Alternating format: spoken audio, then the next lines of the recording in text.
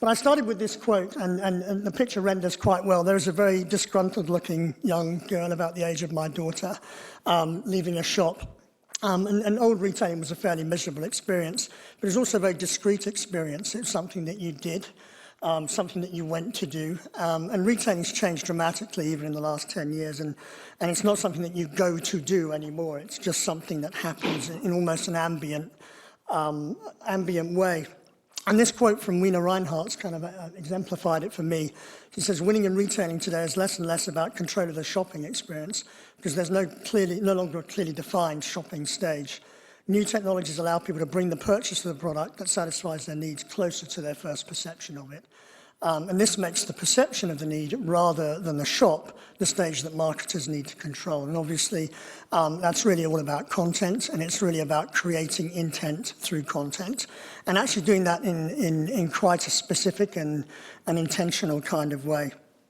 So that's kind of the very broad context about I think what's happened to retailing, and then you narrow it down to what's happening to retailing here in America. And this headline from Recode, just sums it up. Amazon's absolutely eviscerating other retailers online, and eviscerating them offline as well, for that matter. I think we all know that, and it's no surprise to anyone. But I think you have to be in it to really experience the full horror of just how dramatic the shift to Amazon is. 44% of all product searches actually start on Amazon.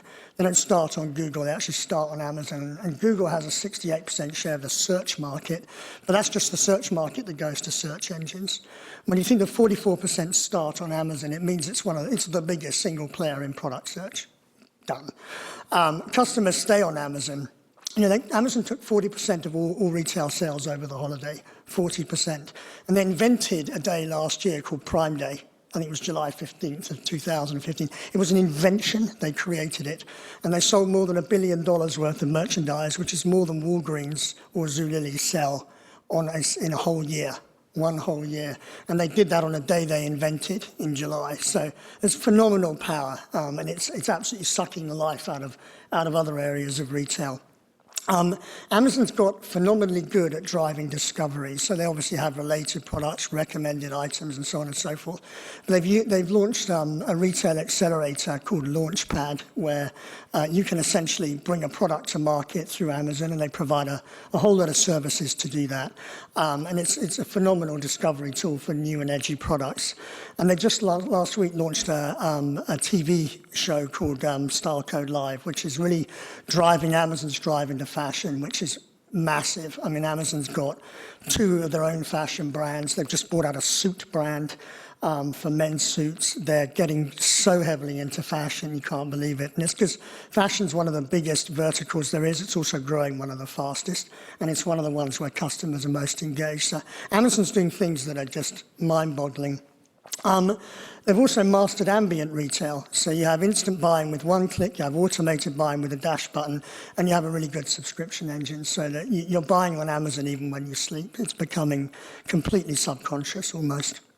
And they're just accelerating. They're growing at 26%. The rest of e-commerce is growing at 15%.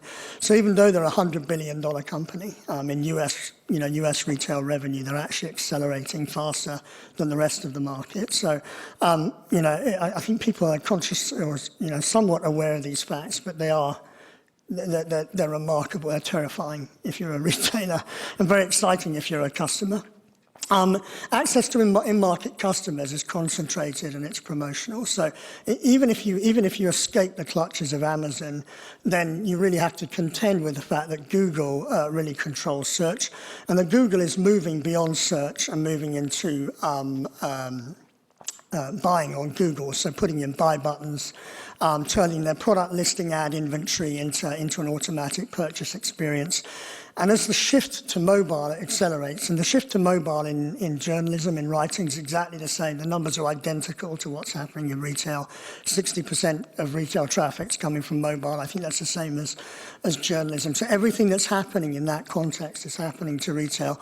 And the shift to mobile means that people now will progressively not move beyond the advert to the website. They'll just stay in the ad and buy in the ad. Google has an absolute lock on that. They're far ahead of everyone else. Even if you don't start at Google and you start an affiliate network of some description, whether it's an Ebates or a Retail Me Not or one of the others, and there are many, all that's telling you is that you are a very, very, very sophisticated shopper compared to the norm. It also means you're a deal seeker, which means you're not a very profitable shopper. And so in between two places, if you're a retailer, you've got Google, essentially controlling a transaction, and then if you manage to escape them, you've got your least profitable customers. So it's kind of ugly, and it's one of the reasons I'm a recovering retailer. I apologize for the next slide. I haven't sufficiently recovered not to make my slides incredibly wordy. But essentially, the job that I was doing at Best Buy for the last few years was selling Best Buy's products on other people's web properties. And we tended to look at the market in four dimensions. So we have manufacturers, marketplaces and retailers, social and ad platforms, and then publishers. And I bring publishers for two reasons. One, because it's more relevant to this audience. But secondly, it was the job that was undone as far as I was concerned. I felt that we'd got all the traction we needed with manufacturers, marketplaces, retailers, and social and ad platforms. At least we got over the humps. Never got anywhere with the publishing context, which I think is the one that can create the most context for purchasing intent, and I'll talk about that a little bit later. So part of what I'm dealing with today in my process of moving into the next phase of my life is rehashing the final thing that I never quite accomplished that I wished I had done in my time. This is a real website. This is Spec Products. Spec make mobile phone cases. They're very, very, very strong in that market. They are now owned by Samsonite. Got bought last summer. This button down here at the bottom is a pick up in store button. It's actually on their website. It's resident on their site. Through our APIs, we make available the product, the pricing, and enable store pickup through their carts. So we increase our distribution. And we're rolling this out and have rolled this out to umpteen of what we call our vendor partner websites. So we sell LG TVs. We sell more 4K LG TVs to Best Buy on the LG site than LG is able to do themselves, just because 4K is particularly, people love to pick them up and get them home and watch them as soon as they can. So we just do a really big business there and all over the place. And we don't just have it in carts, because a lot of these OEMs and vendors don't have very good e-commerce. And so a lot of them just use their website as a way of distributing traffic to retailers. We put the buy buttons into their retail location discovery tools as well. So if you go onto LG's website, you'll see that you can find out where the nearest store is to you, and actually in there you can buy products from Best Buy. So we're trying to intercede at every point, so you actually never come out of the first environment that you're in. So you're trying to push it right up so that wherever the need is first felt, the transaction can actually take place. Likewise, marketplaces, we had phenomenal business with every financial services company, Amex, Citibank, Chase, the others. They have a private currency, which is called their reward points. The private currency is phenomenally valuable. When you're looking for a high-value customer, someone with a private currency is about as good as it gets. And so we had great businesses in there. You would buy in that experience, spending those points. And really, once again, just move upstream. You're moving to a place where there's really high purchase intent. It's a very valuable customer, not a promotions customer. And then eBay, I ran our eBay business. We started that. And it shouldn't surprise anyone that it's a highly successful business. eBay has a particularly unique and savvy customer. It's a bit more mature than the rest of the web. High spending, much more than you would have thought, and use eBay as their principal search engine, which is a great reason to be there. So all retailers have that work on eBay just have great businesses. We introduced in-store pickup, which is our principal value prop. So buy on eBay, pick up in Best Buy. Massive take up on that. People find Best Buy locations. This isn't an advert for Best Buy, but they do find them very convenient because they're, located in just, on great arterial roads and things like that. So we would take our resources and we work with the partner to really maximize, how they showed up and the value in them.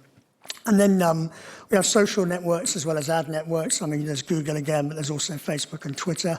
We launched buy buttons on Twitter. Twitter created a structure using a product called Stripe Relay.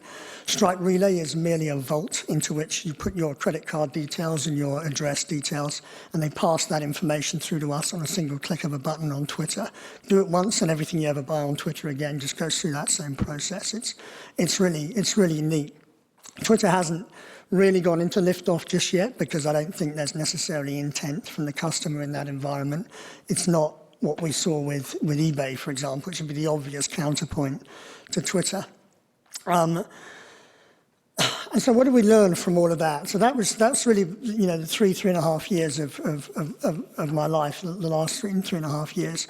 And what we really learned is that customers really value a context. If you can create a context, then people will act on the context. And it's very important to not try and wedge yourself into an area where there isn't a context. So if we talk about Twitter, to some extent retailers appear in Twitter shopping, so it's a context of a sort, but it's not really within the flow of what people are there on Twitter to do. Whereas if they're on a vendor website like Spec's website, then they're there for a reason, and it's not, it's somewhat to do with buying the product. So the more of a context that you can create, frankly, the better.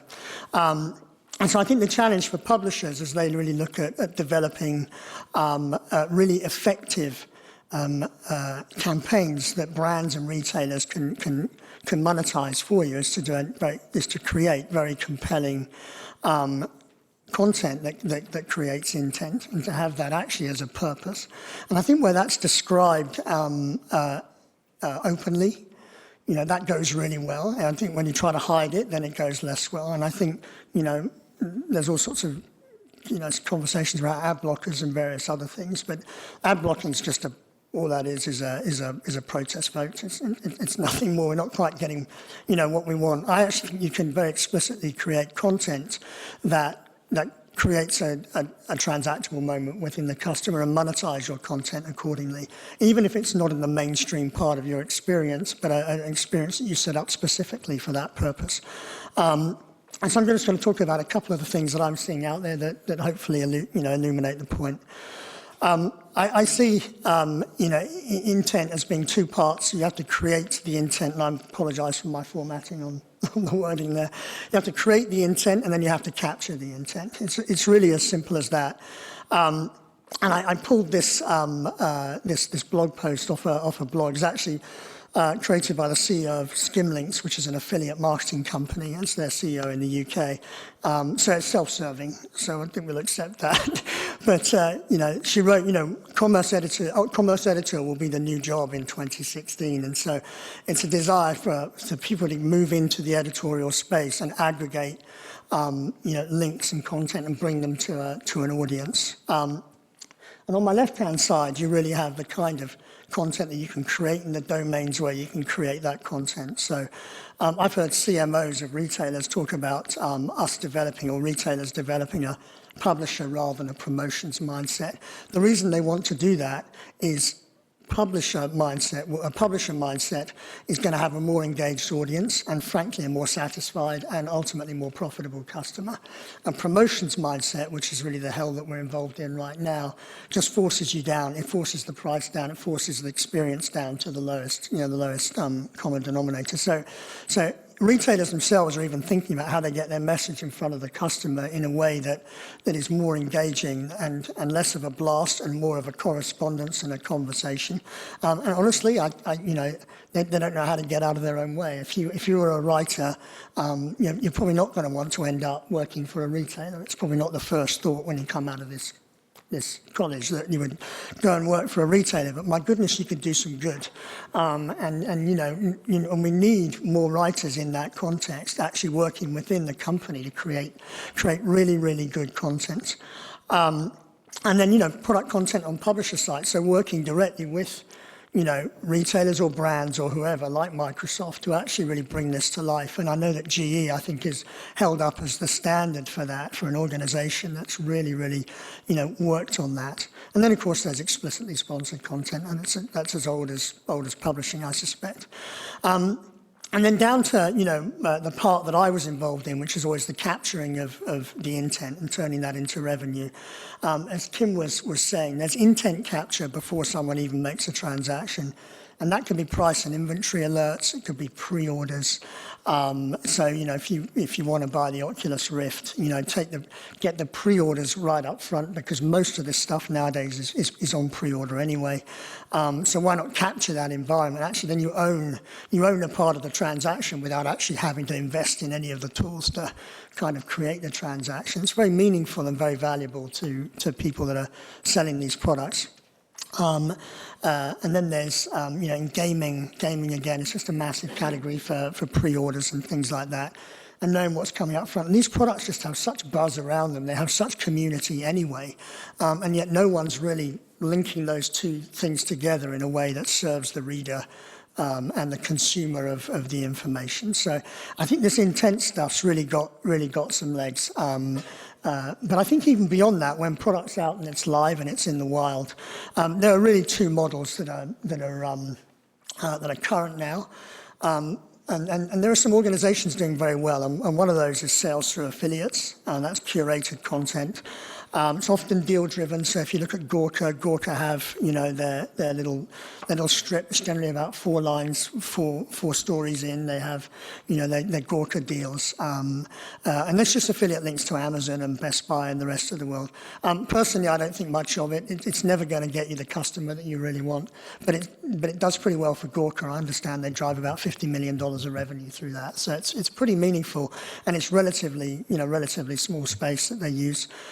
That's what a commerce editor does, but I just think it could be ultimately so much more.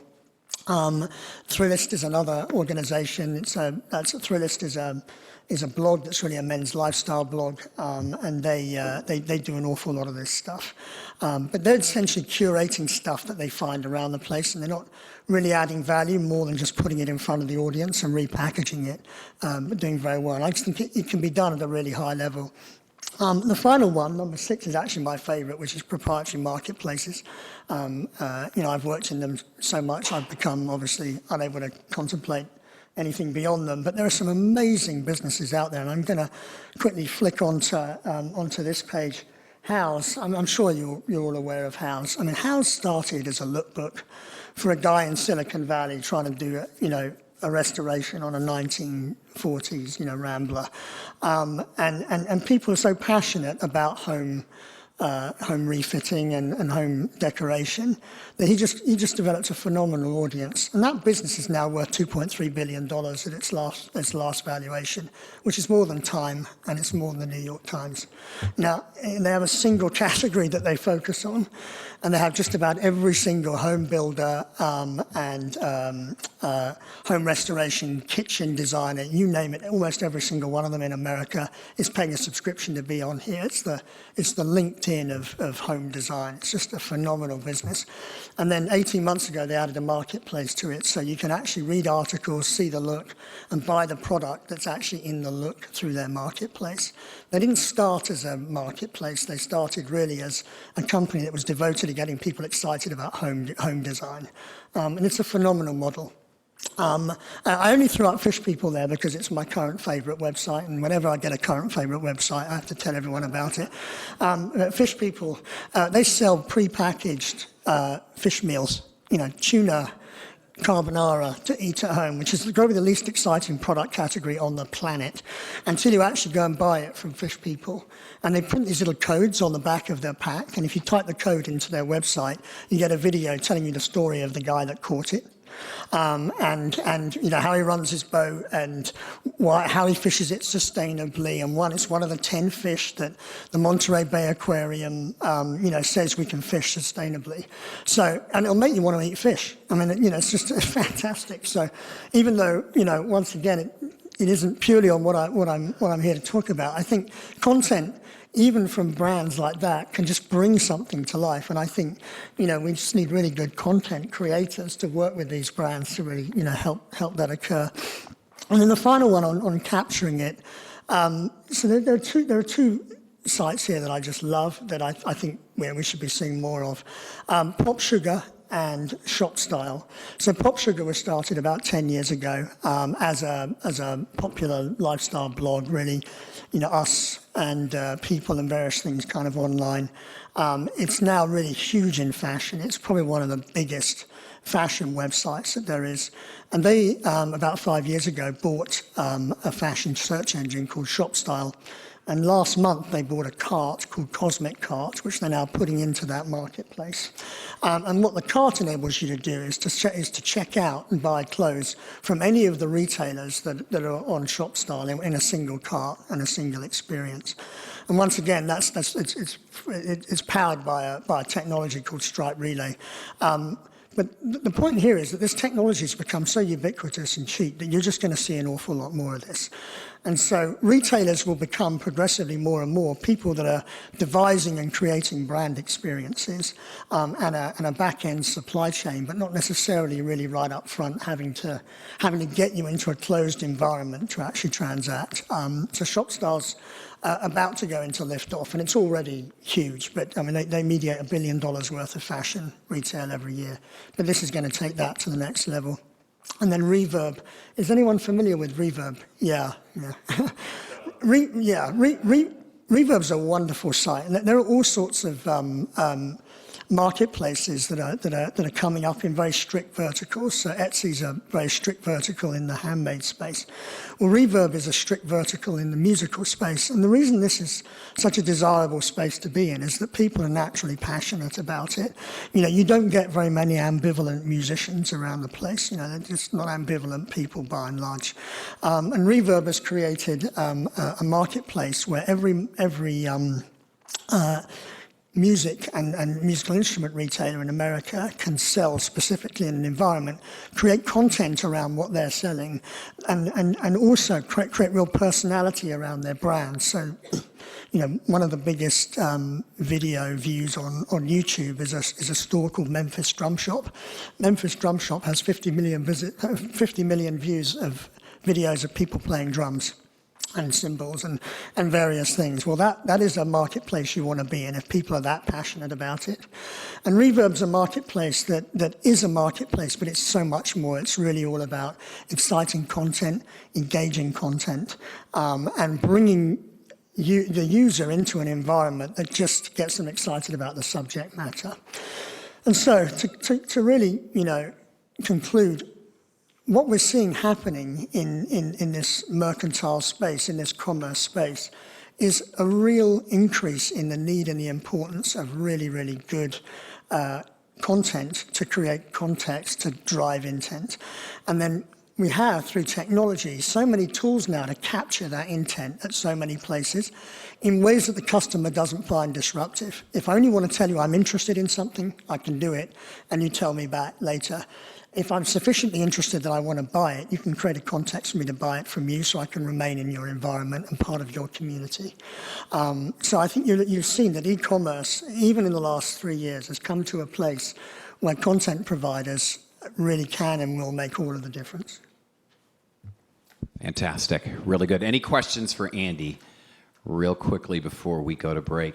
What I think is fascinating is just the changing nature with all of this in the attention economy, and how there are more and more Red Bull networks of the world emerging every single day, that news organizations and magazines and everyone is the competition in the marketplace. And the ability to drive, things that consumers want, users want, people want, information that they want.